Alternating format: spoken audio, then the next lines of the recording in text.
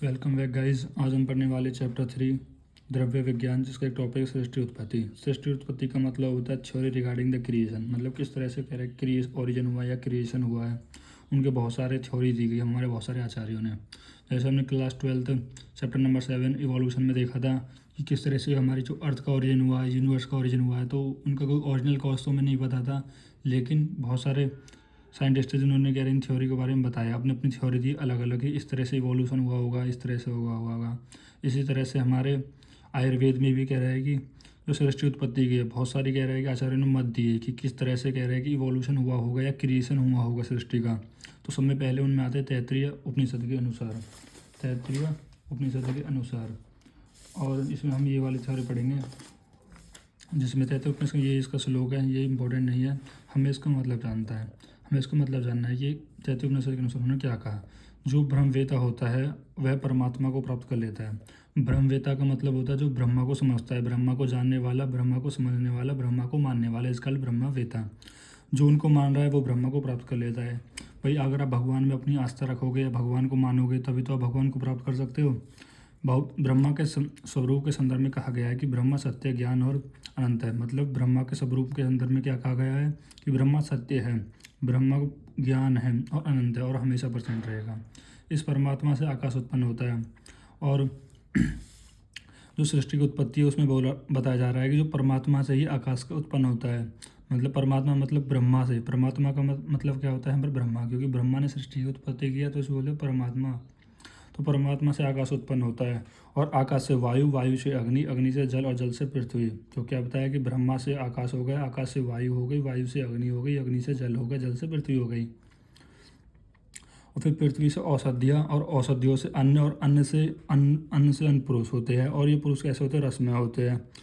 ठीक है, तो इतना समझ लेते। देखो यहाँ पर इसका ये फ्लो चार्ट बनाया गया है कि ब्रह्मा कह रहा है कि जो ब्रह्मा को मानते हैं, ब्रह्मा अनंत होता है, ब्रह्मा को सब चीज़ों का ज्ञान होता है। तो ब्रह्मा से ही आकाश की उत्पत्ति हुई है। आकाश से वायु की, वायु से अग्नि की, अग्नि से जल की, जल से पृथ्वी की और पृथ्वी से औषधि की, औषधि से अन्न की, अन्न से पुरुष की। ठीक है, ये आपको याद कर लेना है। अब इतना तो आप सब याद कर लेते हैं, लेकिन इन तीनों में भूल जाते हैं। तो आप कैसे याद कर लोगे? आप औषधि, अन्न, पुरुष।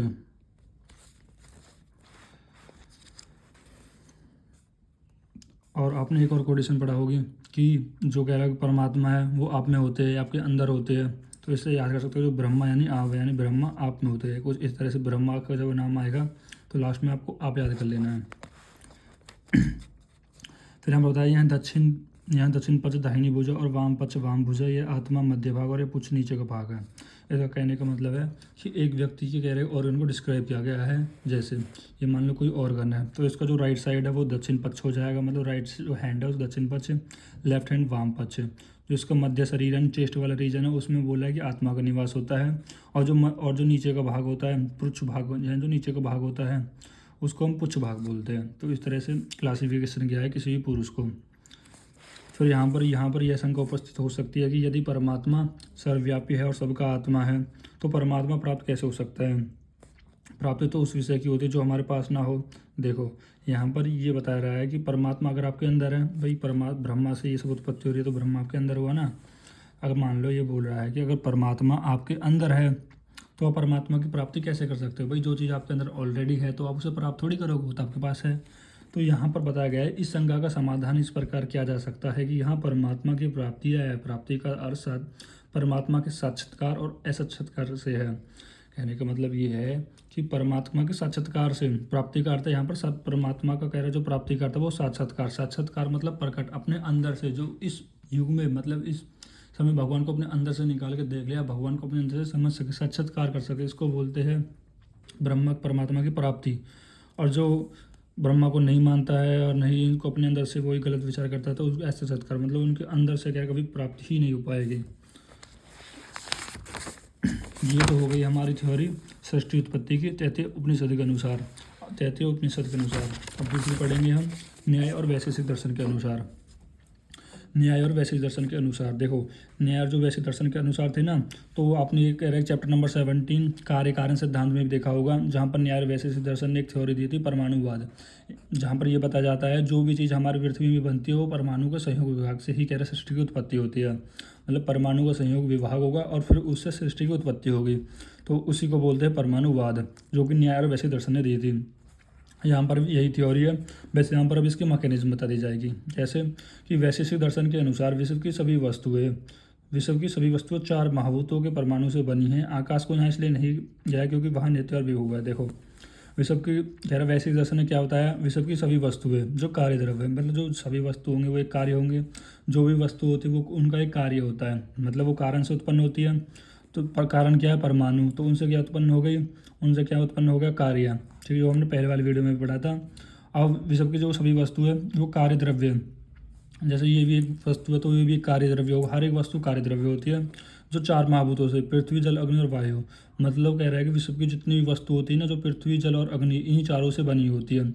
आपसे एक डाउट आ सकता है कि आकाश से क्यों नहीं बनी होती, क्योंकि आकाश क्या है, सर्वव्यापी है, नित्य है, आकाश में कोई परमाणु नहीं होते। अब जब परमाणु ही नहीं है तो संयोग विभाग कैसे होगा, तो वस्तु का फॉर्म कैसे होगी, तो इसलिए बताया जा रहा है कि विश्व की जो भी सारी वस्तु है 4 महाभूतों से मिलकर बनी होती है।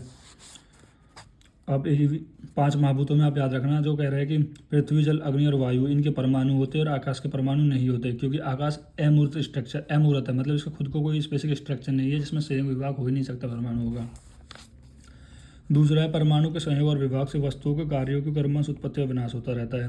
ये तो मैंने बता दिया कि परमाणु है, मतलब परमाणु का एक बहुत छोटे छोटे एटम जो कि सूर्य की किरणें का 1.6 होते हैं, परमाणु इतने छोटे होते हैं। तो सूर्य की किरणें आती है ना, जब धूप में वो चमकती है तो उसको आप देखते होगे तो उसका भी 1.6 होता है परमाणु। तो इनके जो संयोग विभाग से मतलब परमाणु जब संयोग विभाग होता है तो वस्तुओं के कह रहे उत्पत्ति और विनाश होता है। जैसे आप सॉलिड है, सॉलिड में क्या हुआ, सॉलिड में आप फीड दे दो तो इनका कह रहे हैं एटम का विनाश हो जाएगा और लिक्विड बन जाएगा। अगर आप इसे कूल कर दो, यानी आप इसे फ्रीज में डाल दो तो इसके एटम फिर से पास आ जाएंगे, सॉलिड बनेंगे। तो संयोग विभाग से ही कह रहा है एक स्टेट से दूसरी स्टेट में बदल गया, तो ये परमाणु का संयोग विभाग ही तो है। फिर तीसरा पॉइंट है कि परमाणु के अनुसार कारण के गुणपूर्वक ही कार्य के गुण होते हैं, जैसे गुण परमाणु में होंगे वैसे गुण उनकी वस्तु में भी होंगे। देखो, जैसे ये बोल रहा है कि जैसे परमाणु के गुण है, भाई परमाणु के संयोग विभाग से तो कोई वस्तु बन रही है, तो जैसे गुण उसके परमाणु में होंगे वैसे ही कह रहे हो उसकी वस्तु में भी होंगे। जैसे कह रहा है अगर आप मिट्टी से क्या बना रहे हो, घड़ा बना रहे हो, जैसे मिट्टी के गुण होंगे वैसे ही मटके के भी तो गुण होंगे। ठीक है, मतलब कहीं ना कहीं उसके गुण होंगे। तो फिर चौथा पॉइंट है न्याय और वैश्विक दर्शन के मत से पृथ्वी आदि द्रव्य की उत्पत्ति परमाणु से हुई है। तो न्याय और वैश्विक ने मान लिया जो पृथ्वी आदि जो द्रव्य है यानी आकाश है, ये सारे जो भी द्रव्य है उन सबकी उत्पत्ति परमाणु से हुई है। कहीं ना कहीं परमाणु का संयोग विभाग हुआ होगा और जितनी भी द्रव्य की उत्पत्ति हुई होगी। इस कर्म को प्रस्पाद भाष्य के अनुसार नहीं बने। अब कह रहा है इसको प्रस्पाद भाष्य ने बताया, कैसे बताया, जब जीवों का कर्म काल के भोग का समय आता है तब माहेश्वरी के उस भोग के अनुकूल उस सृष्टि उत्पन्न करने की इच्छा होती है। पहला पॉइंट बोल रहा है कि जब जीवों का कर्म काल का भोग, कर्म काल का मतलब कह रहा है कि जब आपको अपने कर्मों को भोगना होता है ना, तो आप इस सृष्टि पे आते हो। मतलब भगवान क्या करते हैं, भगवान को लगना है कि अब सभी जीवों को क्या करना है, अब सबको अपने कर्म का फल देना है, तो इस सृष्टि की उत्पत्ति कर देगा और इस सृष्टि में हमें भेज देगा। और हम क्या करेंगे, मरेंगे, फिर जिएंगे, फिर मरेंगे, जिएंगे, इसी सृष्टि में कह रहा है कि उलझे रहेंगे और हम अपने कर्मों का फल भोगते रहेंगे। तो इस तरह बताया गया है। तब माहेश्वरी की उस भोग के अनुकूल सृष्टि उत्पन्न करने की इच्छा होती है। तब जो माहेश्वरी हमारे यानी शिव जी है, शिव महाराजा, शिव बाबा है, तो वो क्या करेंगे, उसके और उसी के अनुसार सृष्टि को उत्पत्ति कर देते हैं, जिस तरह से उनको अपने कर्म को भोगना होता है। इस इच्छा के अनुसार जीवों को उदृश्य से बल से वायु परमाणु और इसी इच्छा से यानी जो माहेश्वरी जी यानी जो शिव जी की इच्छा थी उसी के अनुसार जीवों को कह रहा है कि जीवों के आदृष्ट के बल से, मतलब एक ऐसा बल होता है जो हम देख नहीं सकते, उन्हीं की वजह से जो वायु परमाणु में चल उत्पन्न होता है और इस चलन से परमाणु में परस्पर सहयोग होता है। फिर दो परमाणु से मिलने के द्वियूनिक, 3 परमाणु मिलेंगे तो त्रियूनिक, 4 परमाणु मिलेंगे तो चतुर्णिक परमाणु उत्पन्न होते हैं। इस तरह से एक महान वायु और इनसे एक महान वायु उत्पन्न हो जाएगी और उसी वायु में अग्नि परमाणु से परस्पर सहयोग हो से अग्निद्वीप आदि की योजना होकर महान। देखो, इसका मैं यहाँ पर बता देता हूँ। देखो, इस वायु परमाणु में चलगुण की उत्पन्न हुआ, तो मैंने बता दिया कि जब माहेश्वरी यानी शिव जी की जब इच्छा हुई थी ना कि जब एक नई सृष्टि की उत्पत्ति करने के लिए, तो वायु परमाणु में चलगुण उत्पन्न हो जाता है, जिसके संयोग से दिव्य 2 पार्टिकल आपस में आ जाते हैं। मान लो यहाँ पर कह रहे हैं बहुत सारे पार्टिकल है, तो अब 2 पार्टिकल आपस में संयोग हो जाएंगे, कोई 3 कर जाएगा, कोई 4 कर जाएगा, तो 2 पार्टिकल द्वियूनिक, त्रियूनिक एंड चतुर्णिक। तो त्रियूनिक है, त्रियूनिक की थोड़ी स्पेलिंग देख लेना यहाँ पर, त्रियुनिक, त्रियुनिक स्पेलिंग ऐसे होती है, ये थोड़ी गलत स्पेलिंग है, त्रियुनिक। इस तरह से एग्जाम्पल होगी। फिर इससे चातुर्निक, 4 पार्टिकल बन जाएंगे और इनसे क्या उत्पन्न होगी, महान वायु। मतलब जब बहुत सारे पार्टिकल आपस में मिल जाएंगे महान वायु उत्पन्न होगी, और महान वायु के संयोग से एक अग्नि परमाणु बनेगा। महान वायु के संयोग से अग्नि परमाणु बनेगा, और अग्नि से फिर अग्नि के वही परमाणु, 2 परमाणु, 3 परमाणु, फिर एक महान अग्नि। फिर से जल से 2 पार्टिकल जल के, 3 पार्टिकल, फिर 4 पार्टिकल जल, पृथ्वी। इस तरह से पृथ्वी बन गई ना, यानी कि इस तरह से सृष्टि की उत्पत्ति हो गई न्याय और वैशेषिक दर्शन के अनुसार, न्याय और वैशेषिक दर्शन के अनुसार। अब पढ़ेंगे हम संख्या और संख्या योग दर्शन के अनुसार। जैसे हमारे संख्या दर्शन ने बताया ना, सेम ऐसे हमारे सुश्रुत ने भी बताया था। पढ़ते हैं कि संख्या दर्शन ने मूल प्रकृति को त्रिगुणात्मक, जो मूल प्रकृति है हमारी, मूल प्रकृति को त्रिगुणात्मक माना है। त्रिगुण आप जानते हैं क्या होता है, सत्व, रज और तम। जब ये तीनों साम्य अवस्था में हो, जब ये तीनों कैसे हो, साम्य अवस्था। साम्य अवस्था मतलब इक्विलिब्रियम स्टेट में हो, तब प्रलय की स्थिति होती है, तब प्रलय की स्थिति होती है। प्रलय के पश्चात प्रकृति और पुरुष के अतिरिक्त कुछ शेष नहीं बचता। जब प्रलय आती है उसके पश्चात प्रकृति बचती है और पुरुष बचता है। पुरुष मतलब क्या होता है, एक जीवात्मा। मतलब पुरुष आप हम लोग नहीं है, पुरुष एक जीवात्मा होती है जो बहुत छोटी तत्व होती है। प्रकृति मतलब प्रलय आ गई। देखो अब सबसे पहले क्या थे, सबसे पहले जो मूल प्रकृति थी, मूल प्रकृति में त्रिगुण थे और तीनों कह रहे हैं साम्य अवस्था में थे, इक्विलिब्रियम स्टेट थे। फिर कह रहा है उस समय कह रहा है कि ऐसे स्टेट में क्या जो प्रलय की स्थिति होती है। प्रलय आने के बाद प्रकृति और पुरुष बचते हैं, प्रकृति और पुरुष बचते हैं। प्रकृति क्या है, प्रकृति क्रियावान होती है, प्रकृति क्या होती है, क्रियावान होती है, लेकिन उसमें चेतना नहीं होती। चेतना कौन आता है, पुरुष से आती है। तो अब जब इनमें कह रहा है प्रकृति और पुरुष जब मिल जाएंगे तो ये ना अतिरिक्त कुछ शेष नहीं बचता। जब ये तीनों गुण नियोधनिक हो जाते हैं, नियोधनिक हो जाते हैं मतलब तीनों गुण नहीं बचते। त्रिगुण जो होते हैं ना इक्वल स्टेट में थे, इनसे हलचल होती है। देखो इसका कहने का मतलब मैं आपको यहाँ बताता हूँ कि सबसे पहले क्या थे, मतलब कह रहे हैं कि प्रकृति से पहले, मतलब प्रकृति से भी पहले हमारे पास क्या थे, फिर या फिर आप बोल दो प्रकृति से पहले बोल दो, या फिर बोल दो सृष्टि की उत्पत्ति से पहले प्रकृति में क्या थे, त्रिगुण थे जो कि हमारे पास इक्विलिब्रियम स्टेट थे। अब जैसे ही इसमें पुरुष मिला, देखो मैं यहाँ से समझाता हूँ। क्या था आपके पास, प्रकृति थी। तो कह रहा है कि प्रकृति मतलब जब सृष्टि उत्पत्ति से पहले में जब प्रकृति प्लस पुरुष मिल गया तो इस क्रम से कह रहा है कि सृष्टि की उत्पत्ति होना स्टार्ट हो गई। ठीक है, तो इस क्रम से पहले बात कर रहा है, इस क्रम से पहले बात करता है। जो त्रिगुण थे ना, त्रिगुण थे हमारे पास प्रकृति में, वो कैसे थे, इक्विलिब्रियम स्टेट में थे। कैसे थे, इक्विलिब्रियम स्टेट में हो गए इसमें त्रिगुण। तो फिर उस वहाँ से क्या हो गया, फिर उसके बाद प्रकृति का मतलब विनाश हो गया, प्रलय आई तो उसका विनाश हो गया। तो इसमें एक पुरुष आया, तो पुरुष की वजह से क्या हुआ, तो पुरुष की वजह से जो प्रकृति के त्रिगुण थे ना उनमें वेरिएशन आ गई। त्रिगुणों में क्या आ गई, वेरिएशन आ गई। जब प्रकृति पुरुष के साथ सहयोग करता, देखो प्रकृति में पहले त्रिगुण थे जो कि इक्विलिब्रियम में थे, फिर उसके साथ पुरुष का संयोग हो गया। तो संयोग होने की वजह से जो त्रिगुण थे उनमें वेरिएशन आ गया। क्या आ गया, अब त्रिगुण में क्या आ गया, वेरिएशन। किसकी वजह से आया, कि पुरुष का कह रहे प्रकृति का संयोग होने की वजह से त्रिगुण में वेरिएशन आ गया। उस वेरिएशन की वजह से अब यहाँ से स्टार्ट हो जाती है सृष्टि की उत्पत्ति। अब यहाँ से क्या हो जाएगी, सृष्टि की उत्पत्ति स्टार्ट हो जाएगी। तो फिर से समझ लीजिए, सबसे पहले प्रकृति थी, प्रकृति में तीनों गुण थे जो कि साम्य अवस्था में थे, और फिर उसको प्रलय के पश्चात जब पुरुष उसके प्रकृति के साथ संयोग करता है तो प्रकृति में क्या जाता है, वेरिएशन आ जाता है। प्रकृति में वेरिएशन ही सॉरी त्रिगुण में वेरिएशन आ जाता है, जिसकी वजह से अब यहाँ से फिर सृष्टि की उत्पत्ति होना स्टार्ट हो जाती है। तो यही बता रहा है प्रकृति जब सृष्टि का निर्माण, प्रकृति और पुरुष अपने अपने स्वार्थ के लिए एक दूसरे की उपेक्षा करते हैं। देखो प्रकृति और पुरुष अपने अपने स्वार्थ के लिए एक दूसरे की उपेक्षा करते हैं। इसका कहने का मतलब ये है कि प्रकृति डिपेंड करती है पुरुष पर, पुरुष डिपेंड करता है प्रकृति पर, दोनों। क्योंकि जब दोनों का संयोग होगा तभी तो कह रहा है कि वो चीज़ चल रही है। प्रकृति और पुरुष का संयोग होने पर प्रकृति सर्वप्रथम सत्वगुण की प्रधानता से महत्व, प्रकृति और पुरुष के संयोग होने से प्रकृति सर्वप्रथम सत्वगुण की प्रधानता से महत्व बुद्धि तत्व उत्पन्न होता है।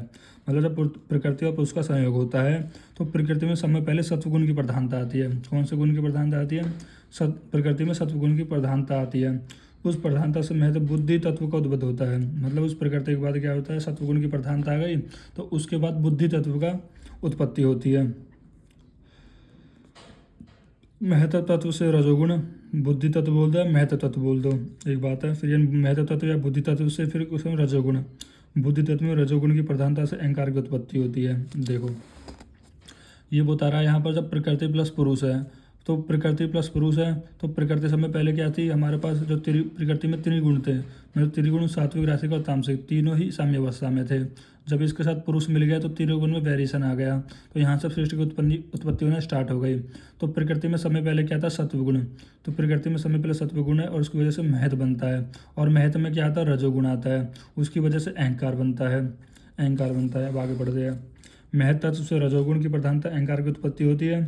मतलब महत तत्व में कह रहे हैं जब थोड़ा कहीं रजोगुण मिल जाए तब कह रहे हैं कि अहंकार की उत्पत्ति होती है, और अहंकार में सत्व गुण की प्रधानता होती है, और अहंकार में सत्व गुण की प्रधानता से पंच इंद्रियां, देखो बोला जा रहा है कि अहंकार, यदि ये देखो यहाँ पर अहंकार, यदि अहंकार में सत्व गुण की प्रधानता होगी तो क्या बनेगी हमारे पास, सत्व गुण की प्रधानता होगी सात्विक और रासिक बनेगा, और उन सात्विक और राशि से हमारे पास 5 ज्ञान इंद्रियां और 5 कर्म इंद्रिय, एक मन। तो देख लो यहाँ पर, तो ये बोल रहा है कि महत तत्व में रजोगुण की प्रधानता से अहंकार की उत्पत्ति होती है, और अहंकार में सत्व, और अहंकार में क्या हो, अगर सत्वगुण की प्रधानता से, सत्वगुण की प्रधान से 5 ज्ञान इंद्रियां, ज्ञान इंद्रिया क्या होती है, मतलब इंद्रिया क्या होती है, जो कुछ एक्शन करे, कर्म करे, जो सेंसेस कर सके चीज़ों को, जैसे श्रोत्र, त्वक, ज्ञान, ज्ञान इंद्रिया का मतलब होता है हमारे पास जो चीज़ ज्ञान मतलब सेंसेस, जो सेंस करे, जैसे श्रोत्र कान हो गए, हमारी स्किन हो गई, आंखें हो गई, जीवा हो गया, और हमारा घराने में नोज की बात कर रहे हैं, ठीक है। और 5 कर्म इंद्र जो एक्शन करे, वाक मतलब बोलने वाली, पानी मतलब पानी, देख वाक बोलने वाली, पानी मतलब पानी का मतलब कह रहा है हाथों की बात कर रहा है, पाद मतलब कह रहा है पैरों की बात कर रहा है, और पायु मतलब, पायु का मतलब होता है हमारे पास जो रेक्टम और एनएस है, रेक्टम और एनएस पाद इसकी बात कर रहा है, और ऊपर हमारे पास जेनेटल ऑर्गन की बात कर रहा है। तो अब यहाँ पर बात देखते हैं, और मन की उत्पत्ति होती है, और अहंकार से तमोगुण की प्रधानता से 5 तन्मात्राएं शब्द, स्पर्श, रूप, रस, गंध की उत्पत्ति होती है। तमोगुण की अधिकता से इन सूक्ष्म तन्मात्रा से 5 स्थूल महाभूत बनते हैं। देखो मैंने पहले क्या बताया कि प्रकृति प्लस पुरुष थे, प्रकृति प्लस का जब संयोग हुआ तो महत बना। तो महत कैसे बना, उसमें प्रकृति में सद्गुण की प्रधानता थी जिसकी वजह से हमारे पास महत बना, यानी बुद्धि बनी। फिर महत में क्या हुआ, रजोगुण की प्रधानता है जिसकी वजह से अहंकार, रजोगुण की प्रधानता देखो तीनों गुण होते हैं वो बात अलग है, लेकिन यहाँ पर रजोगुण की महत्व में प्रधानता है जिसकी वजह से अहंकार बना। अब अहंकार से हमारे पास क्या, अहंकार में अगर सत्वगुण की प्रधानता होगी तो सात्विक अहंकार, रासिक अहंकार बनेगा, और यदि अहंकार में क्या तमोगुण की प्रधानता होगी तो रासिक अहंकार और तामसिक अहंकार बनेगा।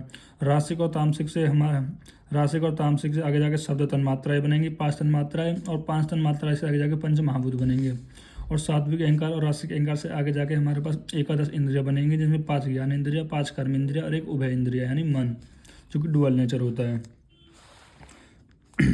देखो तमोगुण की अधिकता से इन सूक्ष्म तन्मात्राओं के 5 स्थूल महाभूत होगी। आकाश वायु अग्नि जल पृथ्वी को आदि होता है। सब तन्मात्रा से आकाश महाभूत, उस पर तन्मात्रा से वायु महाभूत, में अग्नि महाभूत, रस तन्मात्रा से जल महाभूत, और गंध तन्मात्रा से पृथ्वी महाभूत की, मतलब यही है जो मैंने आपको बता दिया है।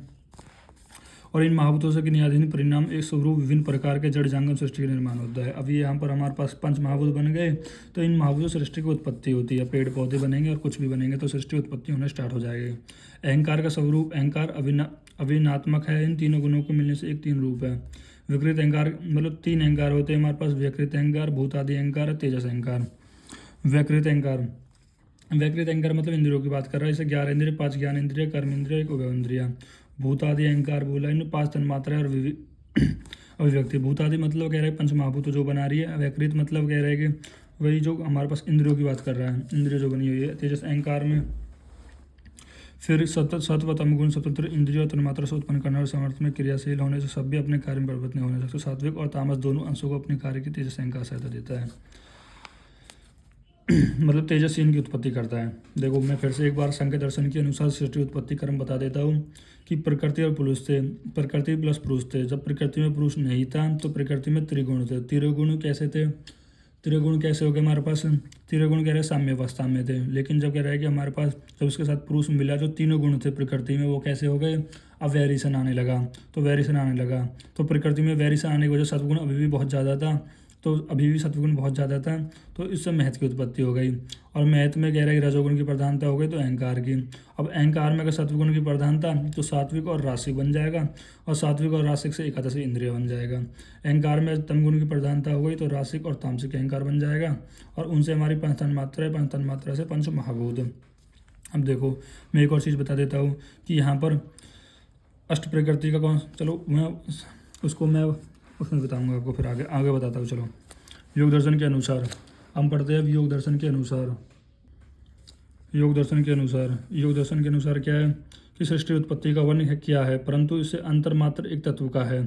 देखो, संख्या दर्शन ने 25 तत्वों का बताया था। 25 तत्व में केवल क्या है, जो 24 तत्व थे वो तो कह रहा है कि अचेतन थे, लेकिन जो एक तत्व था वो चेतन था। वो चेतन यानी पुरुष इसमें का चेतन है, और से 24 तत्व हमारे पास क्या है, अचेतन है, जिसमें हमारे पास 5 ही तत्व हो गए, 5 10, और ये 5 हमारे पास कर्म इंद्रिया 21 हो गए, और एक अहंकार 22 23 24 और 25। इस तरह से हमारे पास 25 तत्व हो जाते हैं। ठीक है, तो योग दर्शन के संख्या दर्शन के अनुसार सृष्टि उत्पत्ति का वर्णन क्या है, मतलब जैसे अगर आपसे क्वेश्चन आ जाए एग्जाम में कि योग दर्शन के अनुसार सृष्टि की उत्पत्ति, तो कुछ नहीं है, आपको सेम संख्या दर्शन की उत्पत्ति का वर्णन कर देना है। सृष्टि का वर्णन क्या है, परंतु इसमें अंतर मात्र एक है, एक तत्व का है। संख्या दर्शन ने 25 तत्व माने, 25 तत्व मैंने बता दिए, 11 एकादश इंद्रियाएं, 5 तन्मात्राएं, 5 महाभूत, और पुरुष प्रकृति प्लस पुरुष, महत्व और अहंकार। 25 तत्व सृष्टि उत्पत्ति है, अपितु योग दर्शन 26 तत्व माने हैं। ये डिफरेंस हो गया, 26वां तत्व उन्होंने ईश्वर माना है। अब यहाँ पर दो पॉइंटर पढ़ लो, अष्ट प्रकृति और षोडश विकार। अष्ट प्रकृति का, अष्ट मतलब 8 की बात कर रहा है, जिसमें हमारे पास अव्यक्त आ जाएगा, अव्यक्त महत्व और अहंकार प्लस पंचतन मात्रा है। फिर दूसरा आ जाएगा षोडश विकार। षोडश विकार में क्या आ जाएगा, एकादशी इंद्रिया आ जाएगी प्लस 5 महाभूत आ जाएंगे। देखो, ये हमारा जो प्रकृति प्लस पुरुष था ना, प्रकृति प्लस पुरुष था, वो हमारे पास अव्यक्त था।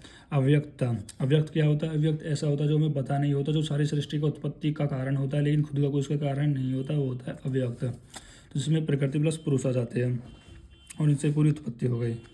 अब षोडश विकास में एकादश इंद्रिया जाएंगे और पंच महाभूत आ जाएंगे, वो षोडश विकार।